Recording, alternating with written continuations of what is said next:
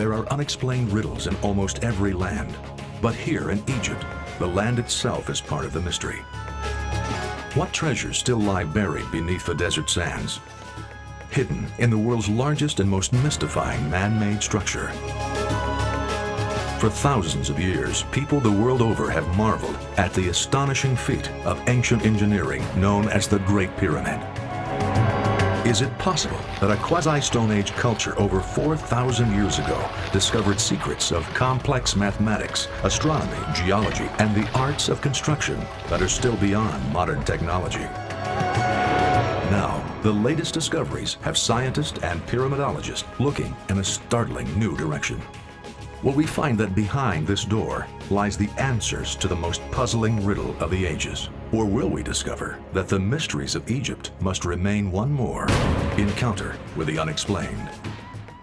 There is a saying in Egypt that was old before Moses led the Israelites out of bondage. Everything fears time, but time fears the pyramids. They are the last of the 7 wonders of the ancient world to remain standing, and they are still the oldest, largest, and most mysterious structures ever built by man. Even the word pyramid itself is a mystery. There are no roots for it in any language on earth.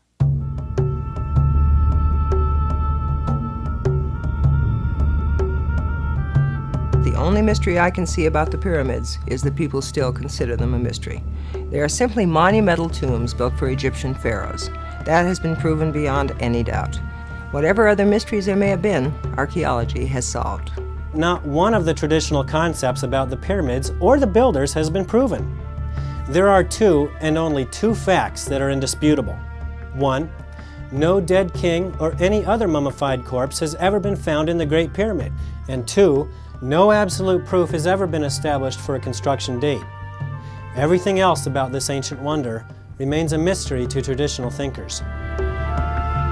This is a very old and a very heated controversy.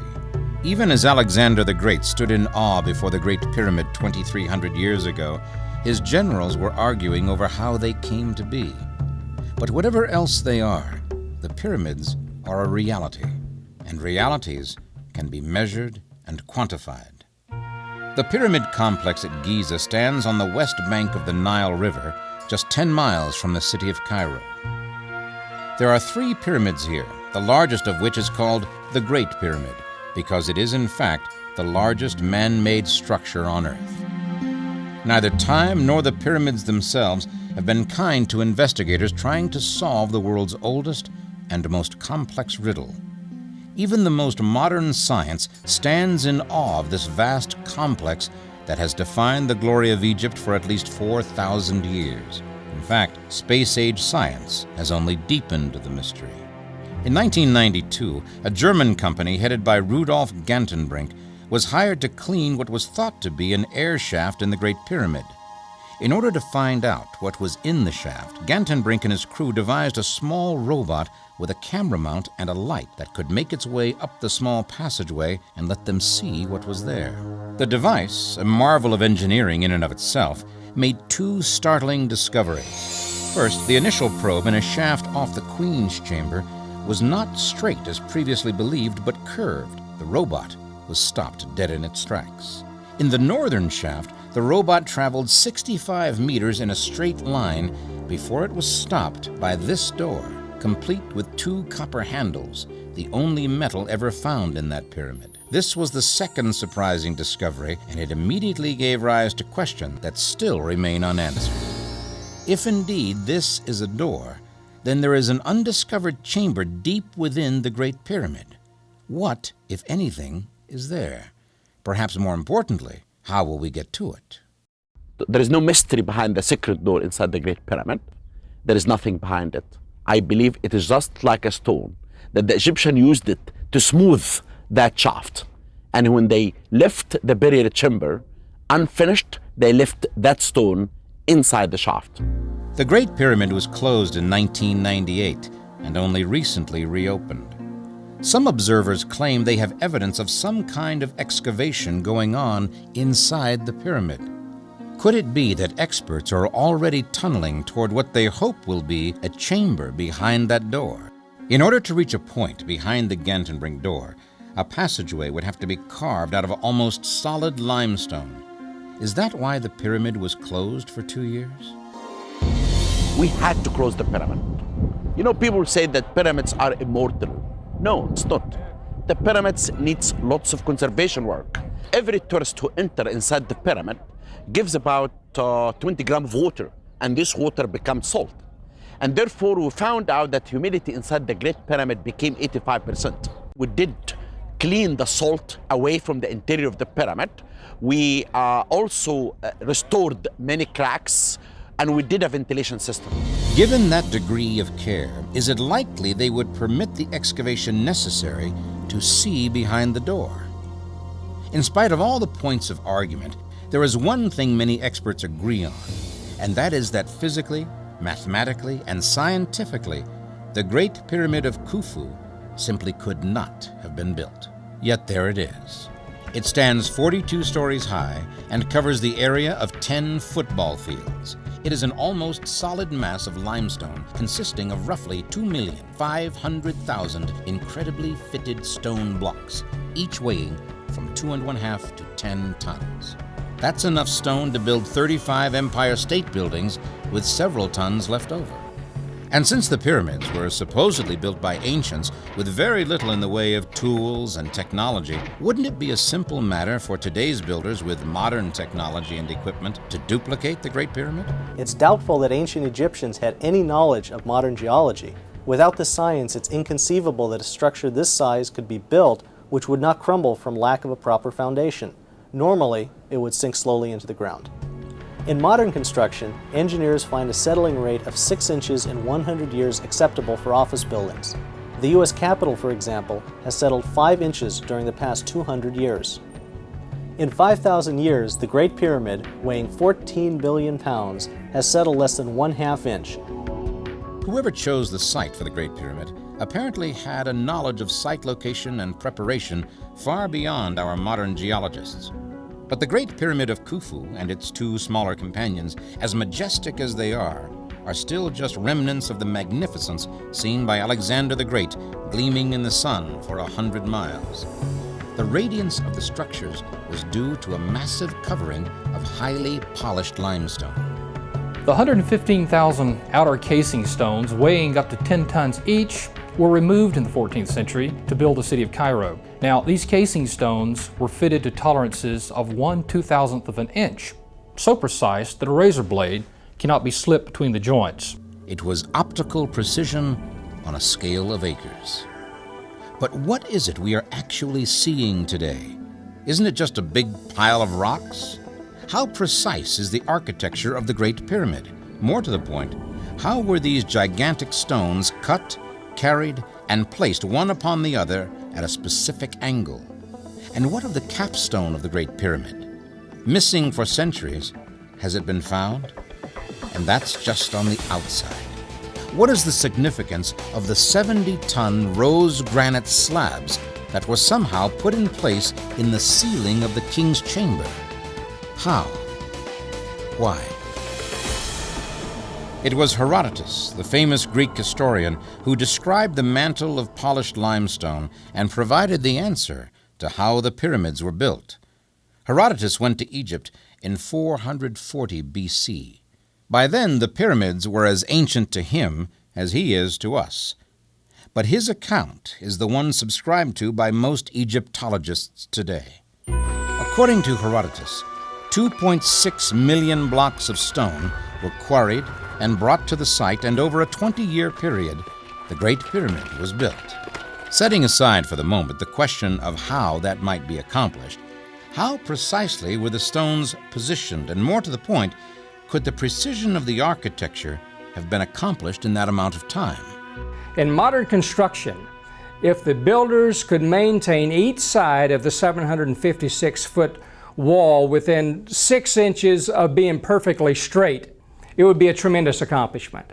But the Great Pyramid is only off of straight alignment by approximately 1/4 of an inch. That's totally impossible to duplicate in today's modern construction field. So it wasn't just a matter of piling stones one upon the other. there was architectural integrity to be taken into account. But let's get back to how those stones were transported for a moment. Remember, we're talking about a culture that, as far as we know, had only primitive tools to work with.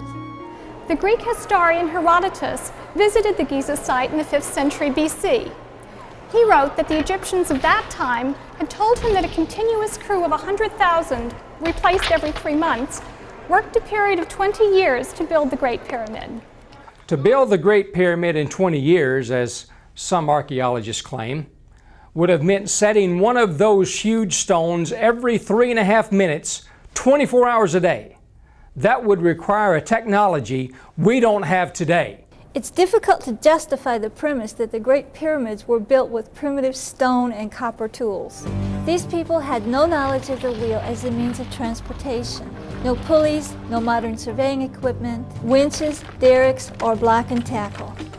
Hundreds of blocks weighing 30 tons are situated high in the Great Pyramid.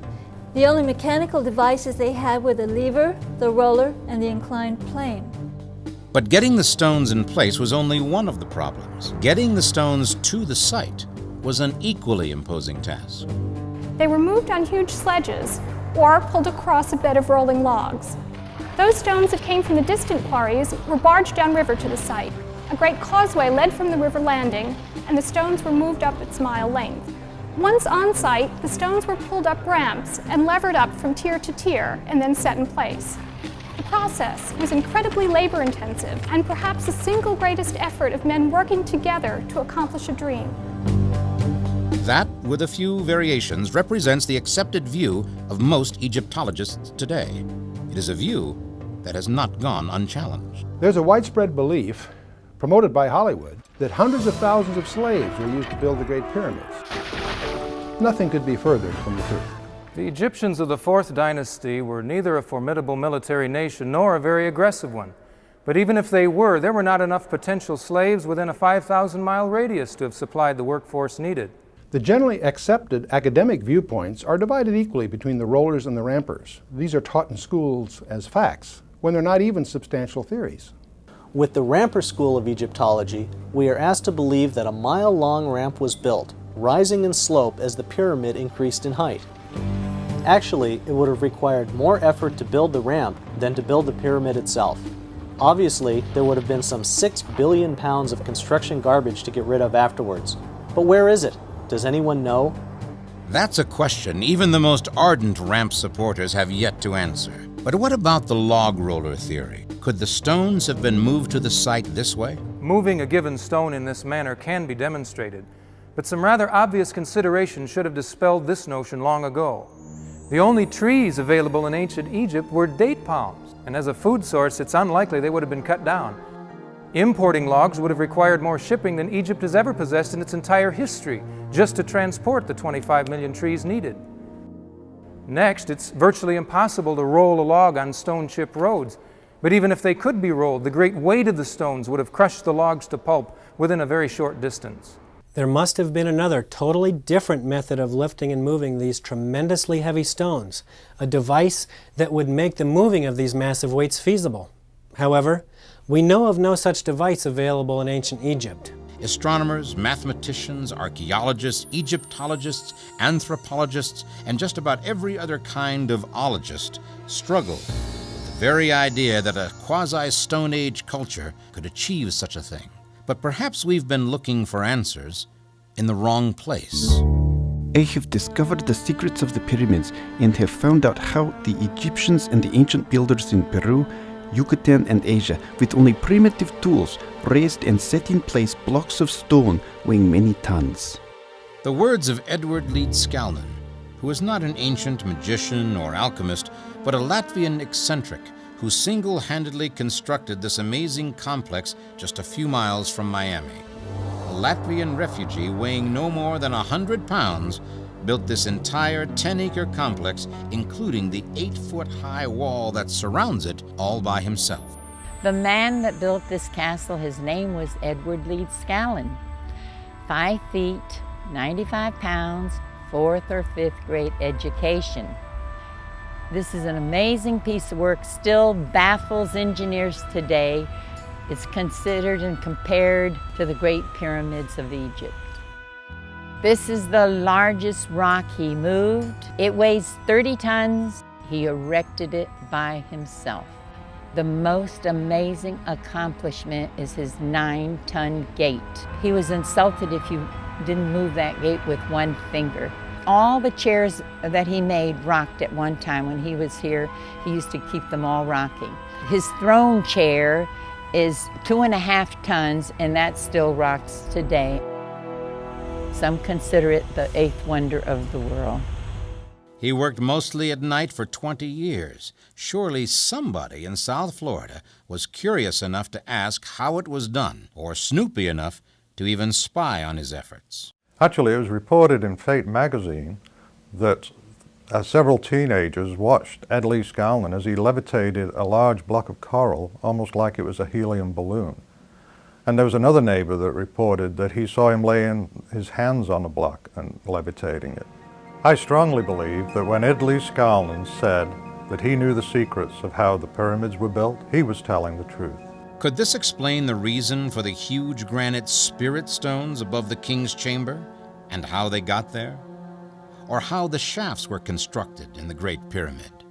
Dr. Joseph Davidovitz and I advocate that instead, the Great Pyramid blocks are a superior form of concrete. This is a sample from the ascending passageway of the Great Pyramid. Some geologists have studied it and agree that it is man-made rock. Rollers, rampers, super concrete. Couldn't all of this be resolved by simply referring to the record? The Great Pyramid was the greatest single undertaking in the whole history of mankind. And yet there is not one picture or drawing, not one artifact, not one inventory or tally sheet to tell of its construction.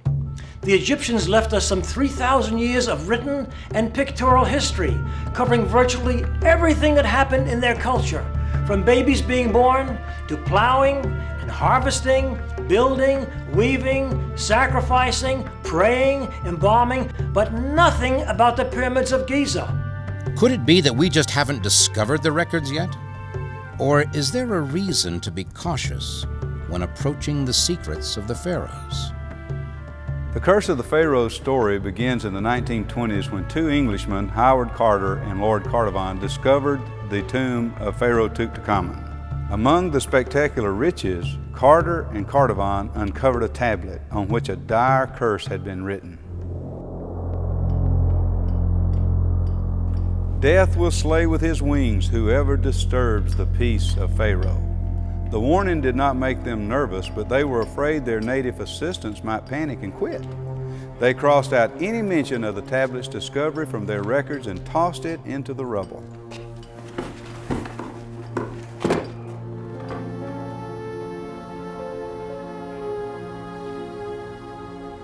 Carnarvon and Carter were about to uncover the mummy itself when Lord Carnarvon became deathly ill.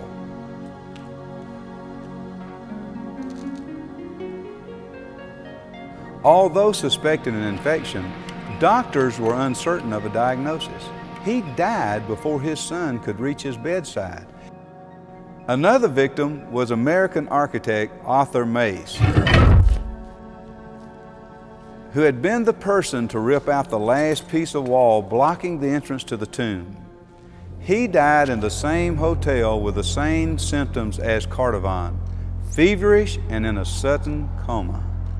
The morning after Carter had shown his friend George Gould the tomb, Gould awoke with a high fever. By nightfall, he was dead. Radiologist Archibald Douglas Reed was the first to cut the mummy's wrappings and x-ray it. Reed died aboard ship on his way home to England. The whole incident might have been forgotten forever had not some 36 scholars and others connected with the excavation died sudden and mysterious deaths.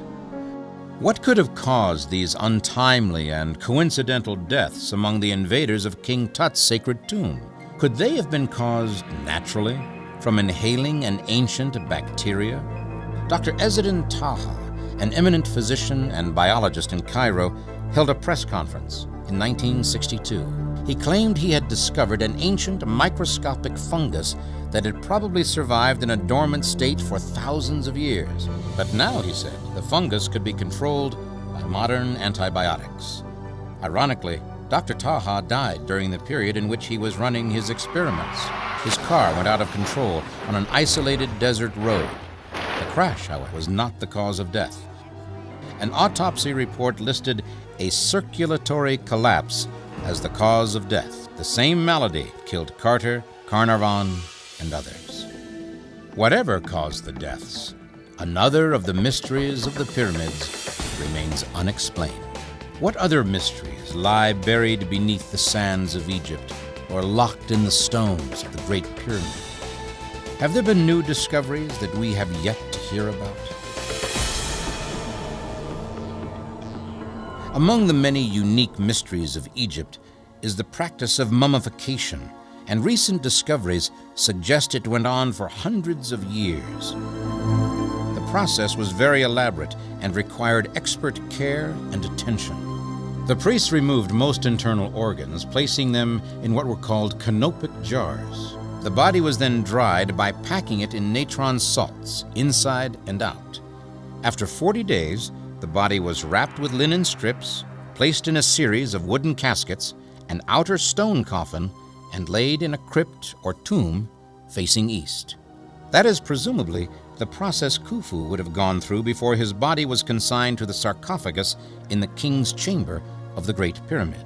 First, we must clearly state that no bodies have ever been found in any of the Giza pyramids, or in any other Egyptian pyramid for that matter. Furthermore, there is no hard evidence anywhere that the pyramids were ever intended to be burial tombs of the pharaoh kings. The pyramid builders left Khufu's name in graffiti on huge blocks above the ceiling of the burial chamber, graffiti that no one saw until 1837. Concerning the hieroglyphic graffiti, I discovered this to be a forgery done in May of 1837.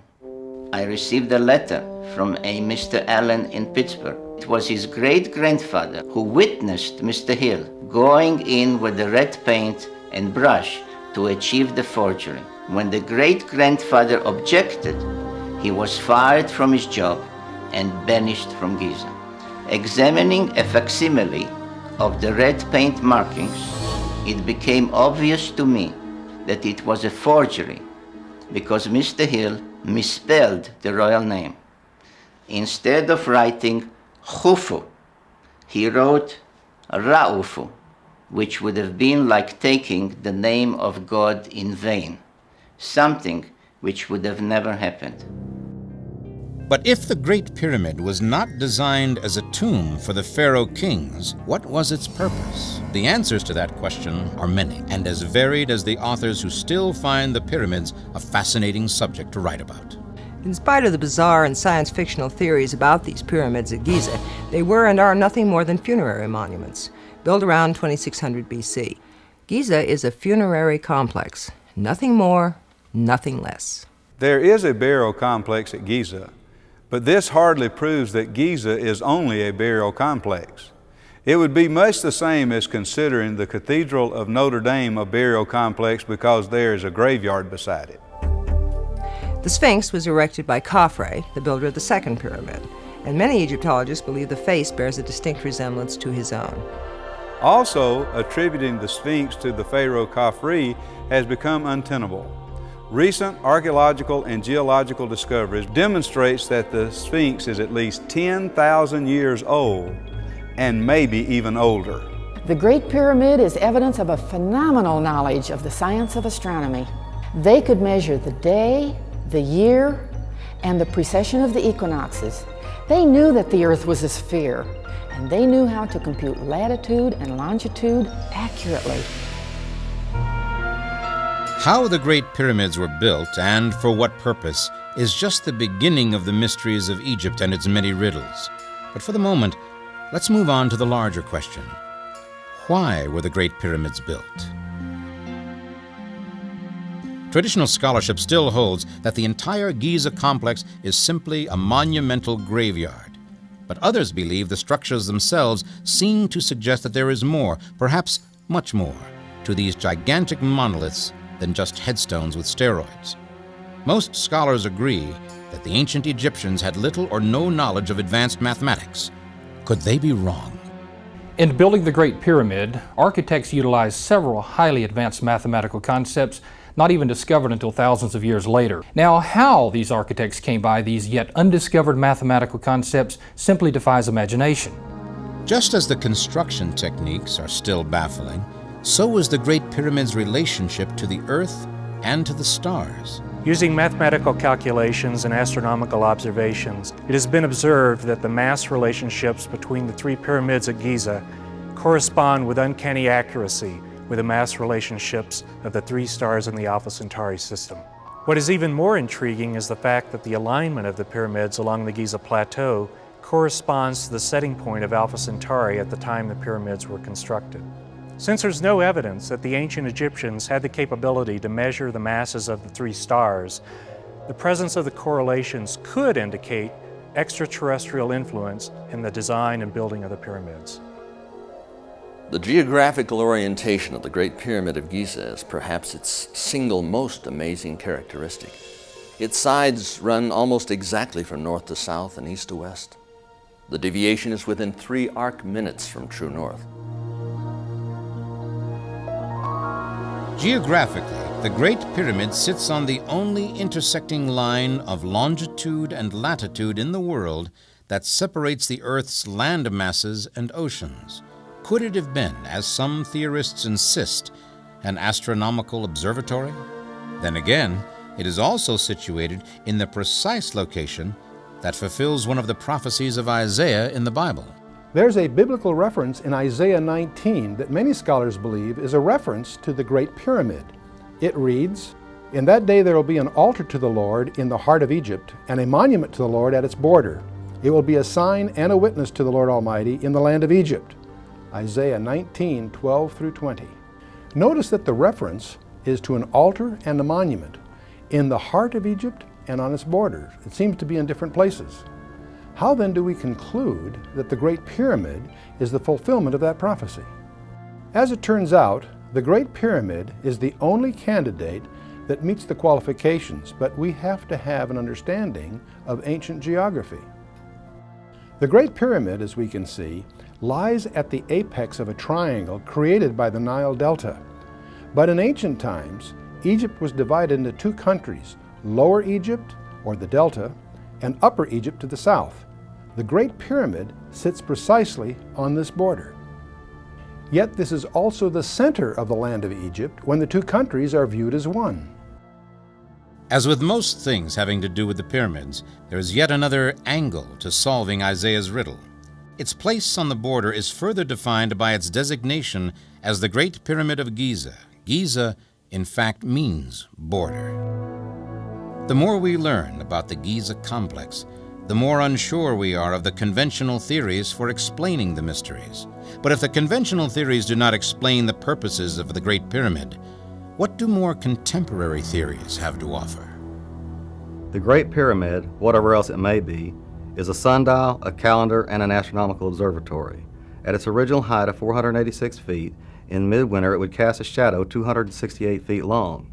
In mid-spring it would diminish to a 0 shadow. It could be used to mark the hours of the day, the seasons, or the astronomical year.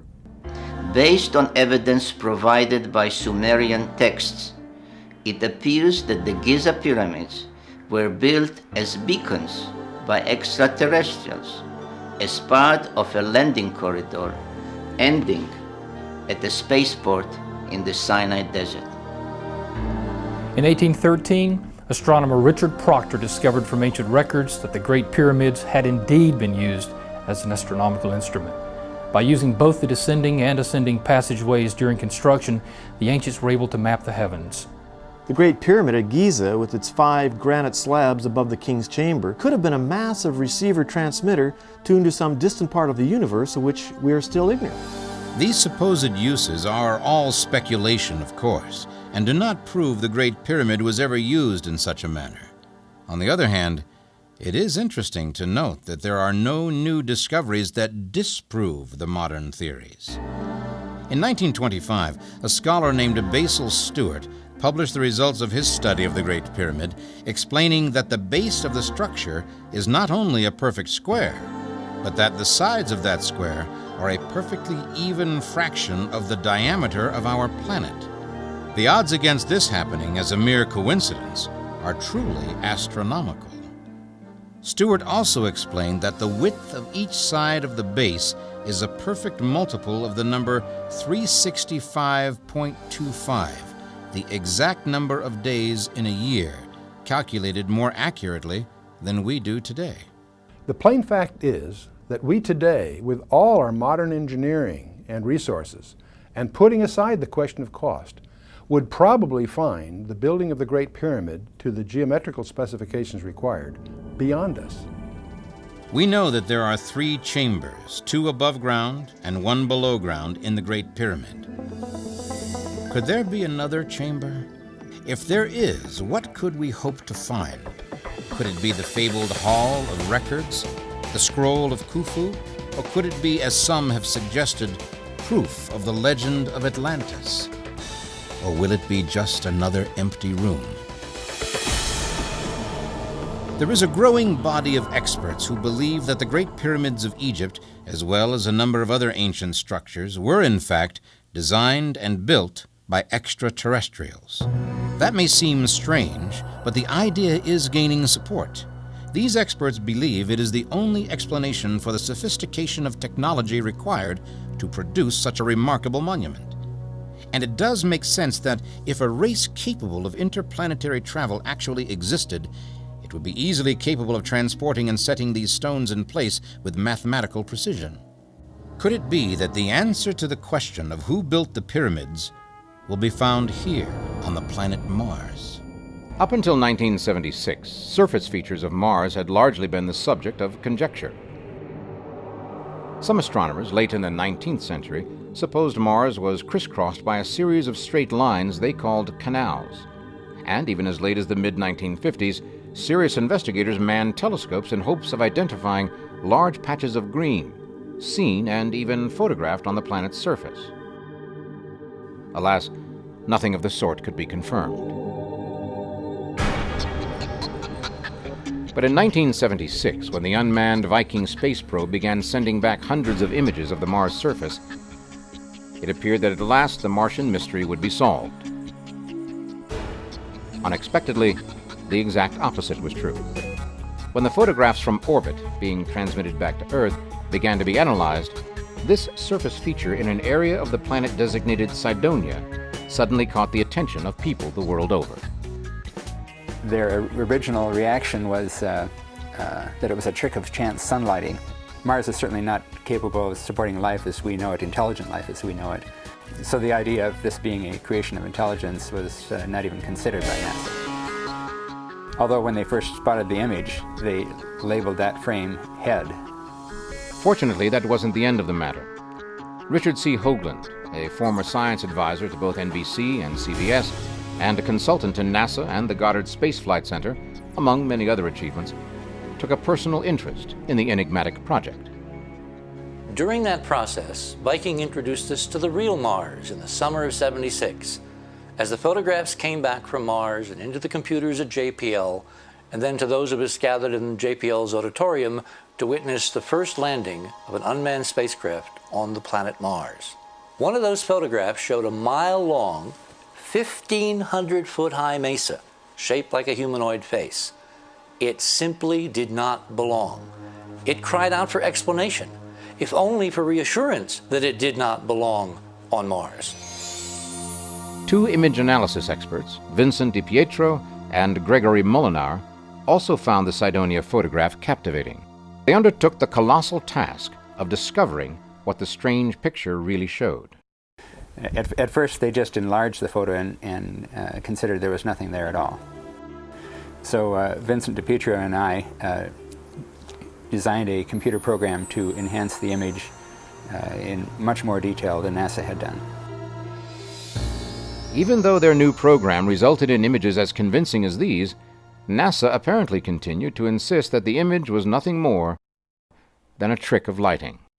NASA also said that Viking had photographed the same area from a different angle a few hours later, that there was no face visible in the second photograph. Then we went through the archives to see if there was any other satellite passes over that same area. NASA said there wasn't at first, and we looked through their archives and found one.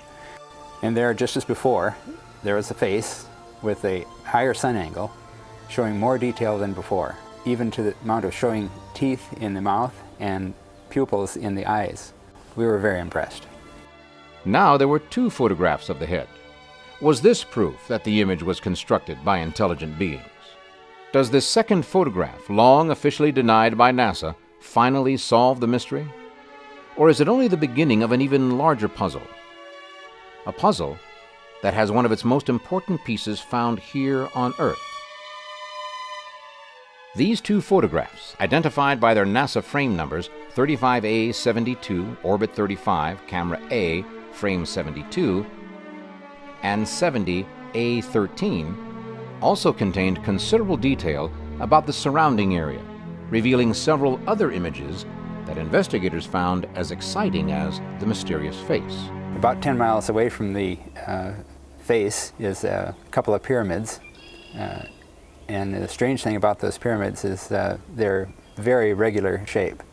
And in the corner of each corner there appears to be a buttress, and on close examination the buttress itself is pyramid shaped.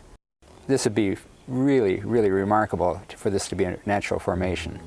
The pyramid is now called the D and M period, after its discoverers Di Pietro and Molinar. Could it be that we were actually beginning to see genuine scientific proof that an intelligent race of beings actually lived on the planet Mars? Since the time of that discovery, science advisor and investigator Richard Hoagland has worked tirelessly to discover the whole truth about the mysterious Cydonia region. A member of our team at that time, Dr. Mark Carlotto, decided to use a three-dimensional modeling technique to image the face in 3D. This proved, once and for all, that in fact this was a 1,500-foot-high, mile-long sculpture of a humanoid face. But isn't it still possible that all of these intriguing shapes are really nothing more than accidents of nature? That the researchers are simply letting their imaginations run away with them? Perhaps. Nevertheless, many intriguing questions are raised by the odd similarity between the image from the planet Mars and this ancient structure here on Earth. The most fascinating question being, does this image on the surface of another planet provide important clues to the origins of ancient structures, if not ancient civilizations, on our world? Richard Hoagland's research team may have uncovered proof that one of our oldest relics was not built at the time, nor by the people to whom it is routinely attributed. As I began consulting various references and looking into books and talking with colleagues about the various aspects of the project, such as a sketch done by Jim Shannon, one of our early artists, we began to realize that anthropologically there was something profound about this structure. Could the resemblance between the face at Cydonia and the Sphinx at Giza be just a mere coincidence? If not, does it prove once and for all that these great monuments on Earth were, in fact, built by men with a knowledge of its much larger cousin on the planet Mars? And if so, how? Did the Egyptians, in fact, as we know them, create this effigy, the Great Sphinx of Egypt? A detailed 1991 survey by a team of eminent geologists and geophysicists headed by Dr. Robert Schoch of Boston University has now determined that the Great Sphinx was built around 5000 BC, rather than 2500 BC as previously thought. Dr. Schoch contends that the Sphinx actually suffered water damage from fierce flooding in the area more than 2,500 years before the first Egyptian kingdom came into existence. That is, the Sphinx appears to be much, much more heavily weathered than we have any right to expect from only, quote, 5,000 years of desert weathering. The kind of weathering we see on the Sphinx is best explained by the action of running water. You need rain to get that degree of erosion, 12 feet of it in some places, and it hasn't rained like that in Egypt for perhaps 10 to maybe 15 or 20,000 years.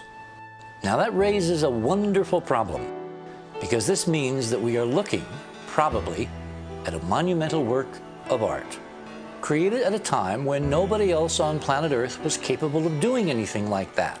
There's no other contemporary civilization to pin it on. So, who did it? Could it be that both of these ancient sculptures share a common heritage? That the Sphinx was built by literal descendants of those who created the amazing face on Mars long ago? The thing that overwhelms me is the possibility that on some of those images of Cydonia, we will find conclusive proof of a connection between the monuments of Mars and the monuments of Earth as represented by the pyramids at Giza. If Hoagland and his group are correct, could it be that whoever built the Cydonia complex on Mars may have also built the Giza complex in Egypt? Of course, we still don't know why they might do such a thing, and since Mars seems out of reach, could it be that the answer still lies within the pyramid itself? Well, about 3 years ago, a friend of mine who was a key part of the shore expedition came to me with a pretty amazing story. He said that while he was off in a shoot on another part of the plateau, his camera crew were taken into the pyramid and allowed to go upstairs above the king's chamber, the first relieving chamber, called the Davison's chamber. In the corner of the Davison's chamber, there's a hole, which was blasted by Howard Weiss 150 years ago. When they went in the hole and took a right-hand turn, they found a brand new tunnel going down along the granite wall of the Davison's chamber. That tunnel would be the perfect place to carve another tunnel at 90 degrees that would intersect behind the Gantenbrink door. There was a power cable which went up from the Grand Gallery up into this chamber, which was warm to the touch. When they got upstairs, in one of the chambers above the Davison's chamber, they found a large number of burlap bags which were filled with freshly quarried limestone, which had appeared to come from the tunnel that they got into off the Davison's chamber. So if you wanted to secretly go and excavate what was behind the door, be totally out of sight of tourists, archaeologists, scientists, prying TV eyes, the entire world. Is it possible that someone is, in fact, attempting to bore through the solid limestone to a point behind the Gantenbrink door without the rest of the world finding out about it? The answer to that question is not only highly controversial, but politically sensitive as well. Well, after I got this extraordinary information from my friend on the shore expedition, what I tried to do was to get verification. That's what science is all about. Fortunately, another friend of mine was going to Egypt. He had very good connections, had been there 25 years. We got him into the Great Pyramid, and he was able to take some pretty astonishing photographs, which showed that several months after the shore imagery, the burlap bags had come downstairs. In fact, there was a big burlap bag sitting on the big step of the Grand Gallery at the very top. There was limestone powder all over the Grand Gallery, like fresh snow, indicating that somebody, using massive machinery, had been drilling into limestone, which produces a lot of dust, and there was a power cable still running up the corner of the Grand Gallery, still warm to the touch. You had every evidence that something that was not in accord with contemporary archaeology, the protocols of good science, was going on in secret in the pyramid, obviously a clandestine operation. We are just announcing this week the opening of the second pyramid to the public for the first time, and the opening of 3 tombs. In anything that we discover at Giza, we always announce it to the public. Was all of the reported activity just part of the cleaning process? The archaeological treasure trove that is the land of Egypt is simply amazing. In fact, amazing may be too tame a word, but we might have to settle for that since no single word seems to do it justice. Experts are dazzled by the extreme precision of the stonework of the Great Pyramid and the sheer size of the project, covering 13 acres at its base and rising to a height of over 450 feet. You can see a clear line of evolution through the pyramids of the Old Kingdom, and they become more and more complicated, and this ends up with the Pyramid of Cheops, which is the most complicated one we know. This one has some unique features. It's very different to the others, and one of the unique features are the shafts that we investigated. The shafts were built with enormous effort. They were not just drilled through the pyramid, but they were built block by block through all the courses. The shafts are just 8 by 8 inches small, but 50 meters long, and we have no idea what the purpose is. In March of 1993, Gantenbrink demonstrated that at least one of the two lower shafts, the southern one, leads upward to and is blocked off by a finely worked slab of special limestone. The shafts of Cheops present us with an array of contradictions and riddles, all of which lead to that slab of polished limestone. Egyptian government officials are unwilling to let the world participate in what may turn out to be the last great mystery of the Pyramid of Khufu. But perhaps the robot could discover if there is a chamber behind the door. So this is actually a scale model of the stone slab. So using the robot, we could insert two tiny capillary tubes below the gap on the slab. Then we could insert a gas and measure the concentration. So if there is a cavity behind it, the gas would stay trapped. And we could measure the concentration of the gas and find out how big the cavity actually is. By measuring the volume of the gas, the volume of the cavity behind the slab could be determined, whether it's a few cubic liters, just enough to hold a scroll perhaps, or even several cubic meters, enough to hide a small library. That possibility excited Dr. Hawass in a 1993 interview. The discovery of the room with the two copper handles, in my opinion, this is the discovery of the 1993 in Egypt. The robot went, and now he is faced with a door. The length of this door is like shoebox, about 20 per 20 centimeter. In this two door, you can see the two copper handles in it.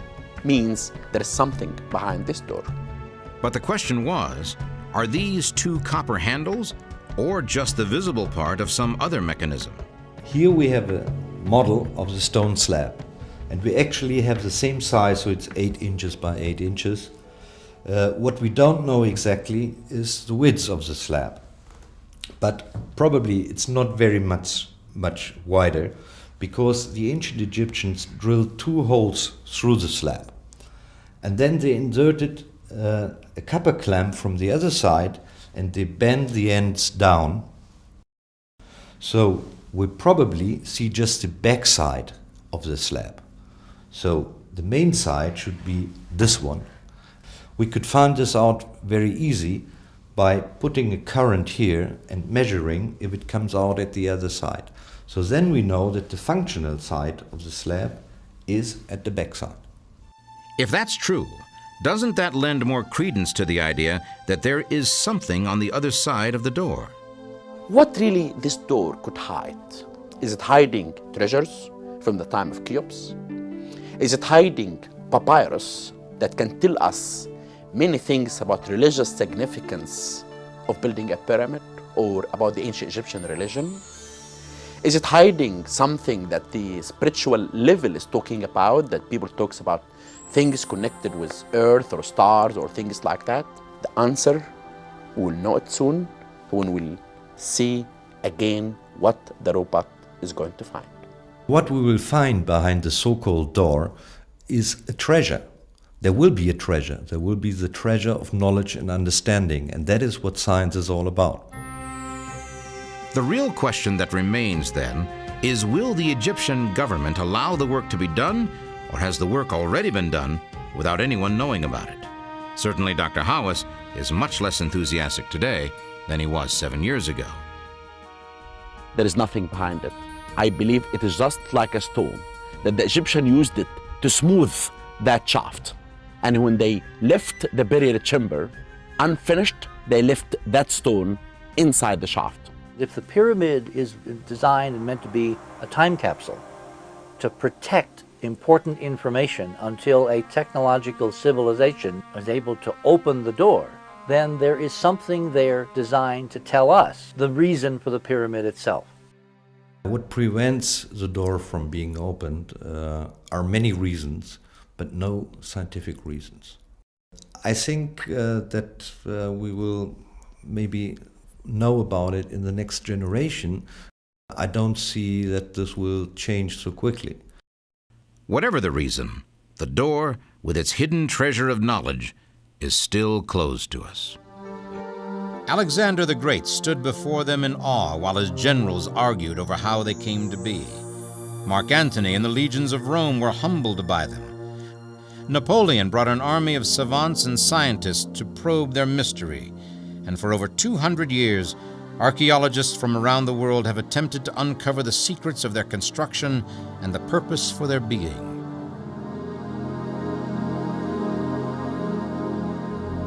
Could it be that we have yet to encounter the solutions to even deeper mysteries still lying behind that slab of polished limestone or buried beneath Egyptian sands? Will the answers shed more light on the origins of the pyramids or provide greater insight into the history of mankind? We don't know. But it is interesting to note that Cairo is an ancient Seleucid term that means Mars.